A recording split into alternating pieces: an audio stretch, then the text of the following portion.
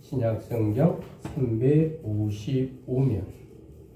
자, 우리 천천히 고백합니다. 히브리서 2장 11절. 거룩하게 하시는 이와 거룩하게 함을 입은 자들이 다 한 근원에서 난지라. 그러므로 형제라 부르시기를 부끄러워하지 아니하시고. 자, 12절 천천히 시작. 이르시되 내가 주의 이름을 내 형제들에게 선포하고 내가 주를 교회 중에서 찬송하리라 하셨으며 또다시 내가 그를 의지하리라 하시고 또 다시 볼지어다. 나와 및 하나님께서 내게 주신 자녀라 하셨으니. 자, 14절 시작. 자녀들은 혈과 육에 속하였음에 그도 또한 같은 모양으로 혈과 육을 함께 지니심은 죽음을 통하여 죽음의 세력을 잡은 자 곧 마귀를 멸하시며 또 죽기를 무서워함으로 한평생 매여 종 노릇하는 모든 자들을 놓아 주려 하심이니. 이는 확실히 천사들을 붙들어 주려 하심이 아니요 오직 아브라함의 자손을 붙들어 주려 하심이라. 그러므로 그가 범사의 형제들과 같이 되심이 마땅하도다. 이는 하나님의 일에 자비하고 신실한 대제사장이 되어 백성의 죄를 속량하려 하심이라. 자, 18절 그가 시작. 그가 시험을 받아 고난을 당하셨은즉 시험받은 자들을 능히 도우실 수 있느니라. 아멘. 자, 오늘의 주보가 뭐라고 되어 있을까? 여러분 주제를 보시면, 주보를 보시면 아들이 누리는 행복이란이라고 나와 있죠. 자, 오늘 주제를 한번 힘차게 한번 복창합니다. 시작. 아들이 누리는 행복이란. 자, 저와 함께 눈높이를 맞추시고 함께 인사합니다. 주님의 이름으로 사랑합니다. 좌우로합니다. 주님의 이름으로 사랑하고 주님의 이름으로 축복을 드립니다. 자, 여러분, 지금으로부터 2000년 전 로마 제국이라고 하는 것은 그 당시 이 지구상에서 가장 넓은 영토를 소유한 그야말로 거대한 제국 중의 제국이었다라고 말씀을 드립니다. 왜냐하면 이 로마 제국은 유럽 땅은 물론이고 아프리카 일부분과 아시아의 중동 지역까지 넓은 지역을 모두 정복한 제국 중에 제국이었다라고 말씀을 드립니다. 자, 그런데 이 로마 제국이 아주 특이한 부분이 하나 있었어요. 자, 어떤 것이 로마 제국에 특이한 부분이 있었을까라고 하면은 양자제도라는 게 있어요. 자, 우리나라도 물론 조선시대에 양자라고 하는 제도가 없었던 것은 아닙니다만은 이 로마 제국에는 이 양자 제도를 굉장히 활발하게 사용했다라고 말씀을 드립니다. 자, 혈연보다 법적 관계를 더 중요시했기 때문에 그래서 법적으로 양자가 된 사람이란 그 양 부모의 친자녀와 동일한 권리를 누렸어요. 아니, 때로는 친자녀보다도 양자가 더 큰 특권을 누리는 경우도 종종 있었다라고 말씀을 드립니다. 자, 왜 그랬을까? 이 로마 제국의 유력자들은요, 자신들의 가문에 대한 자긍심이 유난히 대단했지요. 그래서 때론 인물이 뛰어난 자를 양자로 맞아 그 가문을 잇도록 했다라고 하는 겁니다. 자, 그리고 이러한 현상은 특히 로마의 황실에서 특별히 많이 일어났다라고 말씀을 드립니다. 자, 로마 황제들 중에 자신의 대를 이을 자식이 있기도 하지만 또 특출한 자식이 없는 경우도 있어요. 그러나 그 외에도 황제가 될 만한 능력과 인품을 가진 자가 있다면 자신에게 아들이 있을지라도 이 타인을 양자로 맞아서 자신의 후계자로 삼았다라는 거지요. 여러분 로마 제국의 제1대 황제가 누구냐면 아우구스투스라고 하는데 1대부터 5대까지 그 유명한 네로 황제까지 모두가 로마 제국은 양자가 되어 로마의 황제에 올랐다라고 역사는 이야기하고 있습니다. 자, 이들이란 본래 신분으로는 도저히 황제가 될 수 없었어요. 그런데 황제의 양자가 되므로 훗날 또다시 황제가 되는 영광을 그들이 누리게 되었다. 왜 그럴까? 아주 특별한 인물이기 때문에 나라와 민족과 제국을 잘 이끌어 나갈 수 있는 그러한 사람을 양자로 삼아 이 거대한 로마 제국을 유지시켜야 되기 때문이다 라고 하는 거죠. 그런데 여러분, 양자가 됨으로 이들의 로마 황제들보다 더 큰 영광의 행복을 누리는 사람들이 있어요. 자, 로마 제국의 황제보다 양자보다 더 큰 행복을 누리는 사람이 있다. 그게 바로 뭘까? 오늘 성경은 바로 이 얘기를 하고자 하는 겁니다. 자, 여러분, 로마의 황제보다 임금보다 왕보다 더 행복하고 더 영광스러운 사람이 있대요. 그게 누굴까? 바로 주를 믿는 우리 성도님들이라고 하는 겁니다. 여러분 아멘이십니까? 그래요. 여러분, 우리는 본래 죄의 종로로 타든 비천하기 그지없는 죽어야 마땅한 사람 아닙니까? 그런데 우리에게는 그래서 어떤 소망도 없어요. 그저 죄의 종으로 죄 아래서 신음하여 살다가 멸망당해야 할 자가 누굴까? 바로 저와 여러분들의 신세였다라고 하는 거죠. 그런데 어느의 왕이신 하나님께서 이처럼 죄의 종으로 타는 우리를 당신의 독생자 피로 값지고 사셔서 자신의 양자로 우리를 삼아 주셨다. 이 놀라운 기적의 역사. 여러분, 그러므로 우리는 이전의 신분과는 전혀 다른 귀한 신분을 소유한 저와 여러분이라고 하는 것입니다. 또한 말할 수 없는 영광과 복을 누리게 되는 저와 여러분들입니다. 여러분 아멘이십니까? 여러분 죄와 종에서 우리는 하나님의 자녀가 된 자들입니다. 그러니까 하나님의 자녀가 된 사람만이 이 시간에 이곳에 나와 예배하며 찬양하며 주께 영광 돌린 것 아니겠습니까? 또한 우리는 하나님의 후사가 되었어요. 여러분 오늘 이 시간에는 우리가 하나님의 양자 됨으로써 누리는 영적인 행복을 우리는 어떤가라고 살펴보는 시간인데, 그리고 우리를 구원하여 양자 삼으신 하나님의 은혜가 얼마나 큰 것인가를 생각하는 은혜의 시간, 복된 시간, 그리고 감격과 그리고 다짐의 시간, 결단의 시간이 되는 귀한 이 수요 3일 예배가 되기를 주님의 이름으로 간절히 간구하고 축복합니다. 아멘이십니까? 그래요.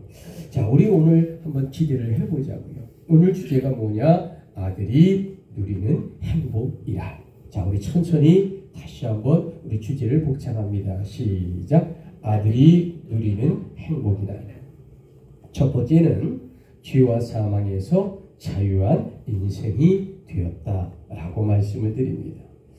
자, 우리 기독교인들이 이 시브리 성경을 좋아하는 성경 중에 하나입니다.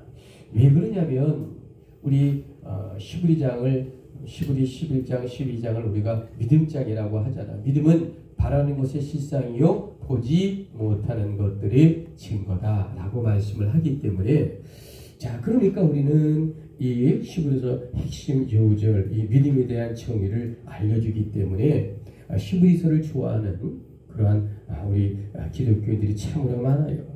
자, 믿음은 말하는 것들의 실상이요 보지 못하는 것들의 증거라고 믿음장의 진실을 보여주고 있기 때문이다라고 하는 거죠. 자, 그런데 여러분 중요한 것이 있어요. 이 시브리서에서 절대 놓치지 말아야 할 영적인 말씀이 있습니다. 자, 이 시브리서를 보통 우리는 오복음서다라고 합니다. 자, 여러분 우리가 성경에서 공간복음 그러면 마태, 마가, 누가복음이라고 하잖아요. 자, 그 다음에 사복음서 그러면 여기다 하나만 더 추가하고 이제 요한복음이라고 하잖아요. 그런데 이 히브리서를 하나 더 붙여서 오복음서다라고 말을 한다는 거죠. 자, 왜 그럴까? 자, 우리가 사복음서 마태, 마가, 누가, 요한복음은요, 예수 그리스도께서 이 땅, 그러니까 지상에서 주로 사역하신 활동에 관하여 각자 접근하는 방법이 앞에서 접근했는가, 옆에서 접근했는가, 위에서 접근했는가, 이 삼각법에 의해서 접근하지만은 히브리서는 주로 하나님 저 천국을 향한 그러한 하나님의 나라에 대한 이야기들이 가득된, 다시 말하면 천상에 관한 이야기가 가득 담겨 있는 이야기이기 때문에 이 오복음서다라고 말씀을 드릴 수 있는 겁니다. 예수 그리스도의 천상 사역을 기록하고 있기 때문에 하나님의 독생자인 예수 아들의 영적 사역을 강조하고 있다라고 하는 겁니다. 자, 히브리서가 뭐라고요? 제5복음서다. 한번 따라 하실래요? 제5복음서. 제5복음서. 자, 그런데 기독교인들이 한 가지 조심할 것이 있어요. 자, 우리가 내가 복음을 써서는 안 됩니다. 내가 복음이라고 하는 건 뭐냐면 성경을 내가 생각하고 내 관점적으로 해석하는 것. 그래서 내 신념으로 생각하는 것은 조심해야 됩니다. 성경을 내가 복음으로 풀어서는 아니 되죠. 여러분, 성경은 영으로 풀어야 되고요. 상식과 이성과 또 그리고 하나님이 주시는 성령을 통해 풀어야 하는 것입니다. 여러분, 시편 51편을 보게 되면 우리의 실체를 볼 수 있는 아주 귀한 이야기가 등장하지요. 내가 죄악 중에 출생하였으며 모친이 죄 중에 나를 잉태하였나이다. 여러분, 이 고백이 시편 51편인데 누가 고백을 했을까? 사도 다윗 왕이 고백한 기록이죠. 자, 여러분, 인간이란 이 원죄로부터 결코 자유로울 수가 없었어요. 자, 그런데 여러분, 죄의 싹은 사망이라고 성경이 말하고 있잖아요. 그래서 이 성경은 이 부분에 정확하게 이야기하고 있어요. 자, 그런데 여러분, 이러한 비극이 우리 믿는 성도에게는 찾아오지 않는다라고 하는 겁니다. 죄의 싹은 사망이다. 이건 일반적인 우리 믿지 않는 자들이고 우리에게는 그것이 해당되지 않습니다. 자, 여러분, 우리 믿음의 성도들이란 하나님의 양자가 되어 죄에서 해방이 되었습니다. 여러분, 아멘이십니까? 이게 달라요. 우리는 더 이상 죄의 지배 아래에 놓여 있지 않습니다. 왜 그럴까? 하나님의 독생자 예수 그리스도의 피로 값없이 우리를 사서 우리의 죄를 해방시켜 주시고 당신의 아들로 삼아 주신 하나님의 은혜이기 때문에 그렇습니다. 여러분, 사람에게는 인생을 살아가며 특별한 경험과 특별한 날을 기억하잖아요. 자, 여러분, 여러분이 결혼한 날을 10년 전에 했는지 50년 전에 했는지 모르는 사람 별로 없어요. 자, 정확히 말하면 결혼한 날짜를 결혼 기념일이라고 이야기합니다. 저도 기억을 하고 있고요. 우리 저 사람도 기억을 할 줄 믿습니다. 박명수 권사님도 물어보진 않겠지만 몇 살에 결혼했고 또 며칠 날 결혼한 거를 기억하십니까? 네. 네, 그렇죠. 예, 안 물어볼게요. 뒷분한테도 안 물어보는데 기억을 하시겠죠. 그렇죠. 왜냐면 아이들 나이가 있고 그러니까. 물론 이제 그걸 뭐라 추월해서 뭐 그러면 뭐 어디도 추월했든 저랬든 결혼 날짜가 있단 말이에요. 자, 무슨 말씀을 드리냐면 여러분 잘 보세요. 아주 내 인생에 특별한 날을 기억을 해요. 특별히 내 인생의 비극적 날도 기억을 합니다. 그런데 한번 여러분에게 퀴즈를 한번 드려볼게요. 여기 비행기를 타보신 분만 한번 손 들어보세요. 내 생에 비행기를 타봤다 하는 사람은 손 들어보세요. 한번. 손 들어보세요. 이정희 권사님 타셨어요? 손 들어보세요. 우리 왜 미국 아틀란타 가신 우리 권사님은 안 들어? 자, 나는 미국도 못 가는데. 자, 타보세요. 자, 내리세요. 자, 혹시 비행기를 한 번도 못 타신 분은 우리 경혜 집사님 못 타보셨죠? 제주도 타보려고 하죠. 예, 그래요. 경혜 집사님이 이제 제주도 가는 비행기를 타려고 했는데 어머니 때문에 가실런지 모르겠지만, 자, 왜 이 말씀을 드리냐? 우리가 태어나서 송준이 권사님도 탔잖아, 비행기에. 예. 자, 무슨 말씀을 드리려고 하냐면, 여러분, 내가 비행기를 처음 탄 날은 기억 못하지만 언제쯤 비행기를 탔다라는 건 기억합니다. 맞죠? 네. 예. 내가 한 30살쯤 탔는지 한 70탈에서 그거 모르는 분은 없어요. 왜? 첫 번에 비행기를 탔기 때문에 날짜는 모르고 연도는 잘 몰라도 어느 때쯤인가는 압니다. 그렇죠? 그래요. 자, 그런데 어느 소녀가 초등학교 한 2, 3학년 되는데 이 소녀가 비행기를 처음 타는 날이에요. 자, 특별한 날일까요? 아닐까요?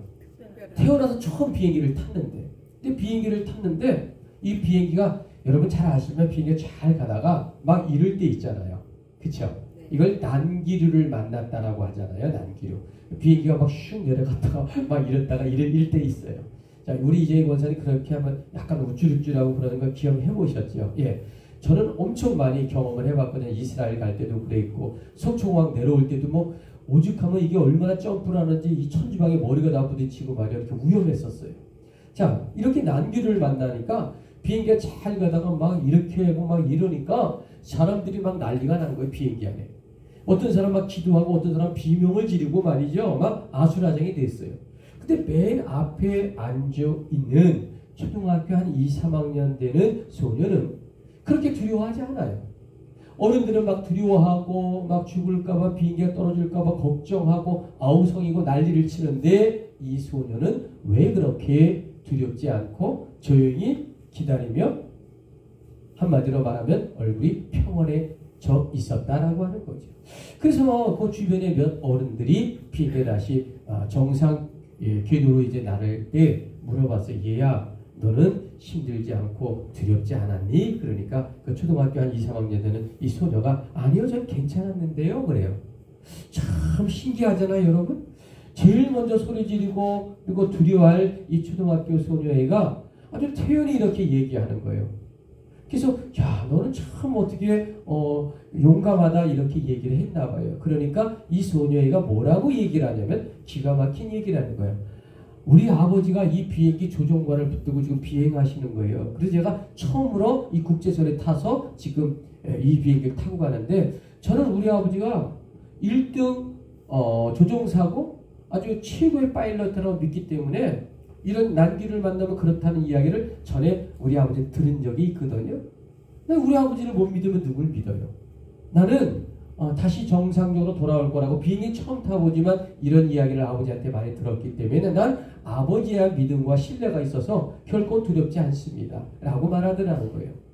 여러분 가만히 생각해 보세요. 그 말이 맞겠죠. 여러분. 자, 그래서 자 이렇게 비행기가 이제 정상 궤도로 들어왔을 때 사람들이 아하 그렇구나. 그러면서 이 소녀의 대답 속에서 기독교인이란 깊은 의미를 발견할 수밖에 없었다는 거죠. 여러분, 우리 하나님이란 우주 만물의 조종사이십니다. 또한 우리 각자의 삶 속에 주인이신 분입니다. 아멘이십니까? 내 삶의 주인은 내가 아니에요. 하나님 여호와 하나님이십니다. 이게 기독교인의 고백입니다. 그래서 그분께서 허락하지 않으시면 참새 한 마리라도 땅에 떨어지지 않습니다. 여러분, 우리는요 예수 십자가로 죄와 사망에서 자유한 인생이 되었어요. 그런데 우리는 왜 그분이 양자의 아들인데 왜 삶에서 두려워하고 떨고 고난당할 때 좌절하고 낙망하냐라고 하는 겁니다. 물론 사람이란 두려움이 있어요. 그리고 미래에 대한 불안과 초조와 긴장이 있습니다. 이건 인간의 본능이죠. 여러분 아무리 배짱 좋고 그런 사람들이 아주 깊은 산중이나 아주 저 깊은 어둠 속에 가고 이 태평양 한가운데 가게 되면 두렵지 않겠어요, 여러분? 한번 생각해 보세요. 맨날 불 켜 있고 그래도 번화한 이런 이 교합 바다에 사니까 여러분 잘 그렇지 저기 도원지 산골 오지에 깊이 들어가면요 왜 조금 두려운 마음이 없겠습니까? 자 그래요. 인간은 이렇게 미래에 대한 불확실성이나 여러 가지 일 때문에 근심 걱정이 됩니다만은 이것을 성령의 힘으로 이기고 하나님께 의지하여 담대함을 가져야 된다라는 거죠. 아멘이십니까? 이게 뭐 말처럼 완벽하지는 않지만 그래도 그래야 된다라고 하는 거죠. 자 오늘 히브리 2장 11절을 한번 눈여겨보시기 바랍니다. 거룩하게 하시는 이와 자 우리 성경 본문의 이야기를 우리 천천히 다시 한번 고백을 한번 해봅시다. 시작. 거룩하게 하시는 이와 거룩하게 함을 입은 자들이 다 한 근원에서 난지라. 그러므로 형제라 부르시기를 부끄러워하지 아니하시고.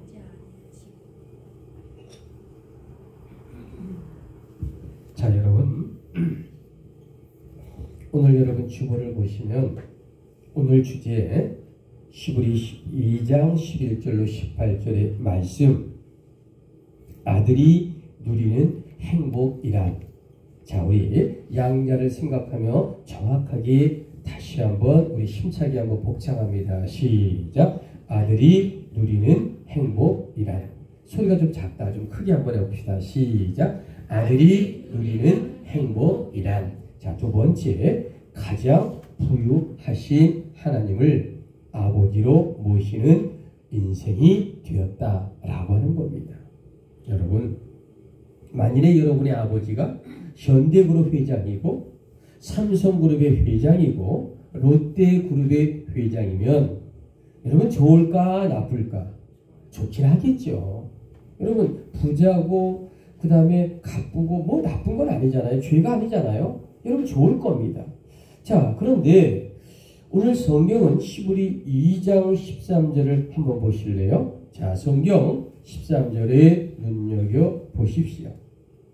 또다시 내가 그를 의지하리라 하시고 또다시 볼지어다 나와 및 하나님께서 내게 주신 자녀라 하셨으니 자 저를 한번 보세요. 여기서 끝부분에 요 13절의 끝부분에 가서 자녀라는 단어를 한번 찾아보실래요? 자 끝부분에 자녀 두 글자 찾아보셨나요? 자 자녀 자 헬라어 원어 성경에서는 자녀란 파이디아라고 합니다. 파이디아 한번 따라하세요. 파이디아 자, 이것은 엄밀하게 말하면 자녀들이라고 하는 뜻입니다. 자녀라고 하는 것보다는 복수로 자녀들이라는 말이죠. 예수를 믿는 그리스도인들은요 그리스도를 가리켜 그리스도의 자녀 또는 아들이라고 표현하고 있는 것은 신약 성경에서 오직 여기서만 말하고 있어요. 다시 말합니다. 여기 자녀라고 하는 파이디아라고 하는 단어는 요곳에만 기록되어 있고 쓰여지는 단어라는 거죠. 자 그러면 이 파이디아라고 하는 이 진정 깊은 뜻이 무엇이냐라고 하는 거죠. 즉 나와 내게 주신 자녀란 그리스도 자신과 그에게 주신 자녀들을 비록 양자일지라도 친자녀와 동일하게 생각한다라는 놀라운 말씀입니다. 여러분 우리가 양자 그러니까 뭔가 이렇게 좀 이렇게 값어치가 없는 그런 것이 아니라 양자라고 표현했지만 친아들과 동일한 그러한 신분의 계급과 권리와 사랑과 모든 재산을 받는다는 겁니다. 그러니까 얼마나 귀해요. 자, 우리 조선시대의 양자 개념은 이 개념은 아니죠. 그러나 로마 제국의 개념은 친자식과 동일하거나 더는 친자식보다 더 앞서서 권한과 그리고 사랑과 막강한 왕의 자리까지 지구의 왕까지 물려주는 양자의 개념 대단하지 않습니까? 자 여러분 이런 관점에서 우리 믿음의 성도들이란 가장 부유하신 하나님을 아버지로 모시는 인생 중의 인생이다. 얼마나 귀하고 얼마나 아름답고 고귀할까. 여러분 찬송가 569장이 선한 목자 되신 우리 주란 찬송이죠. 자, 여러분 찬송가 569장을 한번 찾아봐 주실래요? 우리 찬송가 569장 우리 찬송가 한번 합니다. 자, 우리 찬송가 569를 한번 해주시기 바랍니다. 자, 우리 찬송가 569를 한번 펴주세요. 자, 569. 자, 569장입니다. 자, 569장. 선한 목자 되신 우리 주. 자, 우리 한번 불러봅니다.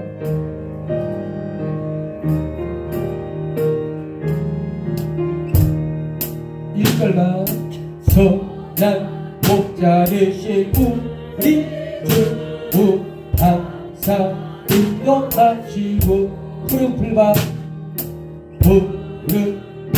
좋은 곳에서 우리 먹여주소서.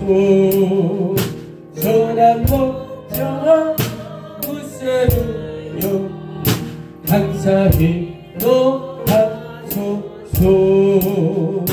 선한 목자 무쇠주여 항상 인도하소서.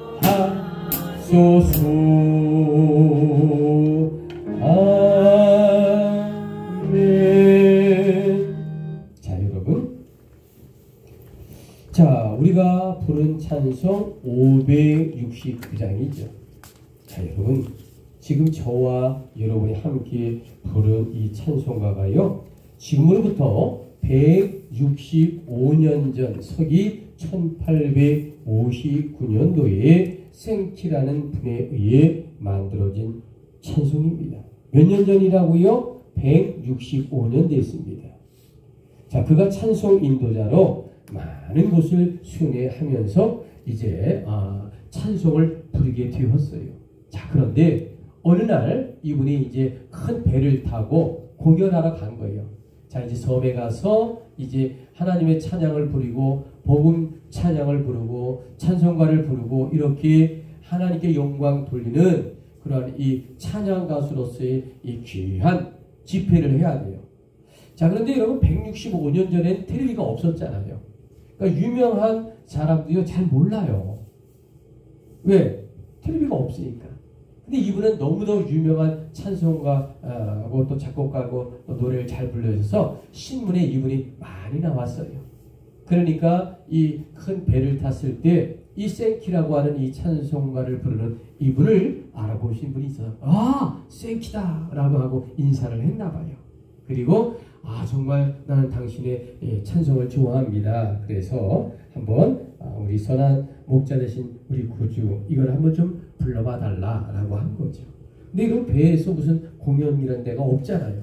그래도 이분이 또 하나님의 은혜를 생각하면서 이 생키가 이렇게 선한 목자 되신 우리 주를 한번 무반주로 한번 참 불러봐 줬나 봐요.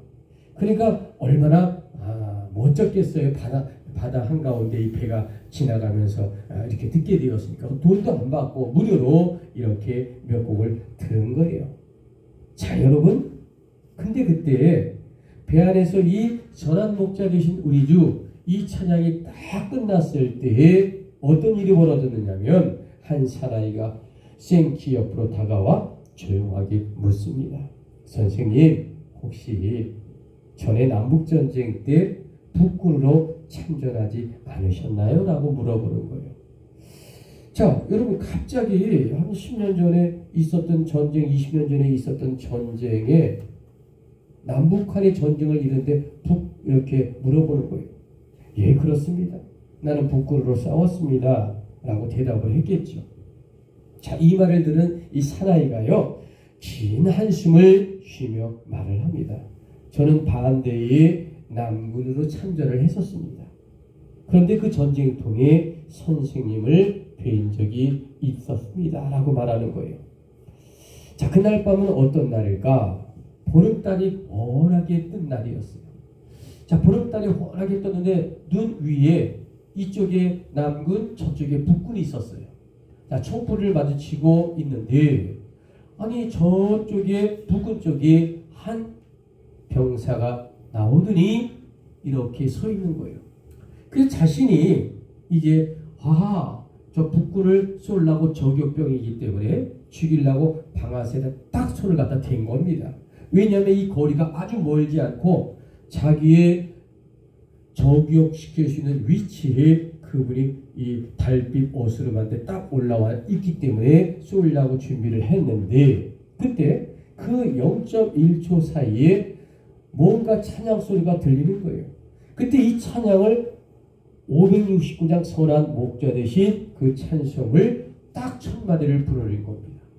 근데 이 남군의 이 저격병이 딱 쏠라올 때 왜 방아쇠를 못 당겼냐면, 평소에 우리 어머님이 즐겨 부르시던 성경이 찬송가가 바로 이 선한 목자 되신 예수예요. 그 너무 내가 많이 들었던 익숙했던 성경인데, 저 어둠 속의 달빛 아래 이 눈 위에서 한 군인이 이 전쟁통에 이 찬송가를 부르고 있었던 겁니다. 그때 분명 적군을 죽이기 위해 방아쇠를 당겼어요. 그런데 하나님은 그때 분명히 제가 방아쇠를 당겼는데도 막아주셨습니다. 내 앞에 있는 적군이 바로 나의 형제 같은 그리스도인이었기에 총알은 날아가지 않았고, 오늘 당신을 이렇게 만나니 모든 것이 하나님의 은혜임을 늦게나마 고백하게 됩니다. 말을 잊지 못하고 그는 후느껴 울었다라고 하는 거죠. 만일에 그때 내가 총을 저격해서 그 병사를 적군을 죽였다면, 이렇게 하나님의 귀한 은혜로 쓰고 있는 이 생키라는 사람을 내가 죽여 쓴 그런 비극 사태가 벌어졌지 않겠는가. 이렇게 말을 잊지 못하고 흐느꼈다는 이 시도의 이야기가 있습니다. 여러분, 이것이 바로 뭘까? 가장 부유하신 하나님을 아버지로 모시는 인생이 아니고 무엇이겠냐라고 하는 겁니다. 하나님은요, 생키가 필요했어요. 생키가 죽으면 안 돼요. 왜? 하나님의 은혜와 말씀으로 찬양하고 복음을 전해야 하기 때문에 그렇습니다. 적군에게도 결코 사살당하지 않는 기적으로 살아남아 또 세월이 흘러 그 저격병의 만남을 통해 이 엄청난 비밀을 깨닫게 되고, 또 이 남군으로 저격병했던 이 사람도 결코 하나님의 은혜로 방아쇠를 당기지 못하게 되므로 한 그리스도의 생명을 끊지 않은 것을 정말 감사하며 눈물 흘린 이 165년 전에 있었던 이 사건을 미국은 지금도 우리에게 알려주고 있다라고 하는 겁니다. 자, 여러분, 오늘의 주제가 뭐냐? 아들이 누리는 행복이라고 하는 귀한 말씀입니다. 자, 마지막으로 세 번째 말씀하고 말씀을 맺겠습니다. 장차 그리스도와 함께 영원히 왕 노릇할 인생이 바로 저와 여러분이라고 하는 것입니다. 아멘이십니까? 여러분, 로마 황제 중에 원래 신분이 낮은 자들도 여럿 있었다라고 앞서 제가 말씀을 드렸잖아요. 그러나 유능한 인재는 양자가 되어서 훗날 로마 제국의 황제가 되는 영광 중에 영광을 누린 그런 황제들도 여러 명이 있습니다. 이런 점에서 우리들도 죄인의 신분이었지만 예수 십자가 하나님의 양자가 되었습니다. 그래서 장차 이 하나님 나라를 상속받아 영원히 왕 노릇하게 되는 저와 여러분이라고 이 성경은 이야기하고 있는 것입니다. 여러분 아멘이십니까? 아멘이십니까?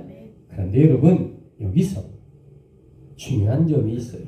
그것은 바로 예수 그리스도의 십자가 구속의 사건을 통하여 내가 죄인임을 정확하게 고백해야 한다라는 거죠. 그리고 그 구원의 약속이라고 하는 것은 하나님의 영적 선물임을 믿음으로 고백하고 아멘 하는 성도가 되어야 할 것입니다. 여러분, 이것이 바로 주께 맡기는 신앙인 믿음의 신앙인이다 라고 말씀드립니다. 오늘의 주제가 무엇이라고요? 아들이 누리는 행복이다. 다시 한번 힘차게 복창합니다. 시작. 아들이 누리는 행복이다. 예수 십자가 믿음으로 얻게 되는 하나님 양자의 축복과 기쁨이다 라고 말씀을 드립니다. 자, 여러분, 오늘의 결론입니다.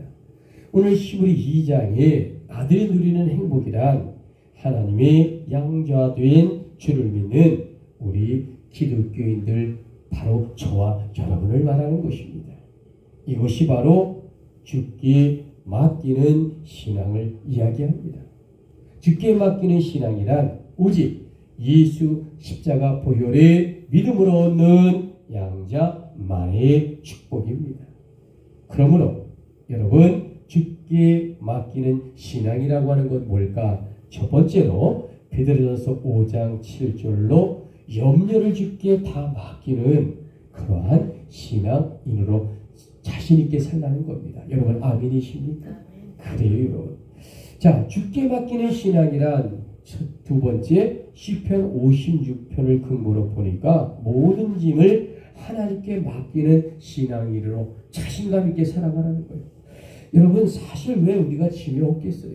자식 걱정, 손주 걱정, 물질적인 걱정, 건강의 걱정, 뭐 여러 가지 우리 인생에 짐이 많죠.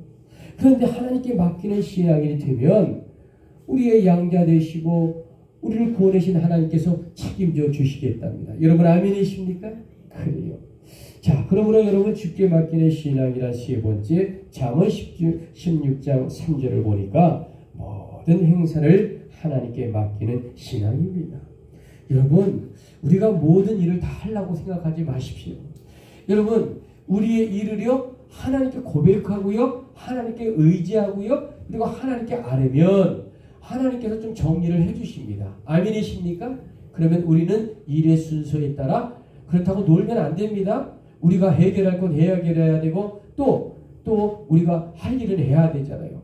자, 그런데 하나님께서 모든 맡겨진 일에 성령으로 도와주셔서 우리가 그 순서대로 하나님의 뜻에 따라 찬양하고 예배하고 기도하고 우리의 맡겨진 그 일터에서 일을 열심히 하면 하나님이 아름다운 결실과 열매를 맺어주실 겁니다. 아멘이십니까? 그래요. 여러분, 그래서 주께 맡기는 신앙이라고 하는 건 뭘까? 네 번째 마지막 계시록 20장 6절에 보니까 천국에서 그리스도와 함께 왕노릇하는 삶의 신앙을 갖게 된다는 겁니다. 여러분, 아멘 아닙니까? 여러분, 우리가 죽어서 영원롭게 모습으로 변하고 천국에서 그리스도와 함께 왕노릇하는 그러한 삶의 신앙을 우리가 소유하고 바라보고 갈망하고 소망한다는 거 얼마나 귀합니까? 여러분, 아멘이십니까?